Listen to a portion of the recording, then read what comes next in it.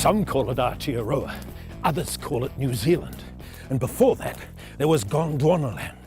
And in Gondwanaland was all sorts of nature. Trees, flightless birds, giant eagles that would fly down and grab a mower and pluck it from out of the earth.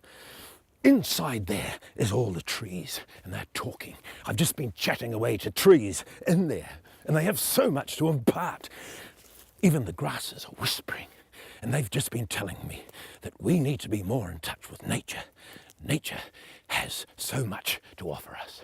And what I'm suggesting is that we listen to the trees. And if we can listen to the trees, we can understand what they're saying and understand our history and what became of the people long ago from our past. Our land is an ancient land, far older than many people recognize. If you take a simple potato, the Maori word for potato is peru peru. Yes, the Mayan language was spoken in this land. Many languages were spoken in this land. Greek, Mayan, Celtic, all the languages that have now been forgotten.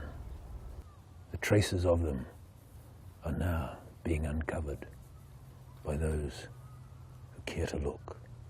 People have such strange notions of our history. They don't understand what archaeology is all about. Basically, it's to do with what we find. And sometimes we have to go through middens, which is basically just other people's rubbish. Ruts and volcanoes. Ruts have a lot to answer for. And volcanoes. 600 years ago in New Zealand, there was a huge eruption, the Kaharoa. It went all over the place for thousands of kilometres, and it put this layer of Tefla. They dated it to about 1350, and there's no archaeological sites that have been found under the Tefla. But it gives us clues into past societies. New Zealand is very much a Polynesian culture. The Polynesian were a very diverse and very creative culture. They changed and evolved. We think some of that change may have occurred due to tsunamis that came onto New Zealand shores in the 14th and 15th century, on into the 16th and 17th, where all the coastal settlements were wiped away.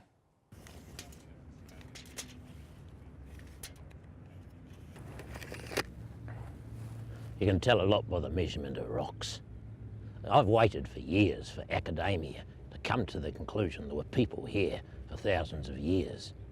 And I've waited and nothing happened, so I've just had to go out and do it all myself. Because I'm a mathematician, I measure things. And if you just see the inscriptions on the rocks and the way the patterns are created through the rocks, you see the early people in this country were definitely not Maori. You can see by the cylindrical patterns and all the way the mathematical equations measure up. See, it's a feeling, and we're a feeling kind of people. I'm known as quite a lunar technician, and there's a lot you can learn by the movements of the moon, and that's how I believe people came to this country. They smelt the earth. Once you smell the earth, you realise where you can grow things and where you can prosper. And that's what the people have done here. They've come here and they've made these amazing sort of stone structures that if you measure, you can see the patterns and the mathematical equations are revealed. History is a strange thing, you know. Some people believe the Celts came all this way. I mean, if they understand that, they don't understand the Irish. They're terrible sailors. I mean, it's like travelling across the world in a spa bath. Can you imagine yourself travelling 15,000 miles of open sea in a spa bath? I mean, St. Brendan maybe did it in the 6th century. Their steady went all the way to America, and they had to cut up 49 oxen, because the boats were made of leather, and the idea of a leather boat coming all the way 15,000 miles of open ocean, it's never going to happen. The British brought a touch of class to ocean exploration. Not like the Dagos and Wops. I mean, they had no idea. Went around the base of South America and lost most of their ships. Drake and Raleigh led the troops, and Cook. James Cook. He understood the South Pacific and came here 3 times, of course. Stopped the sailors from having scurvy.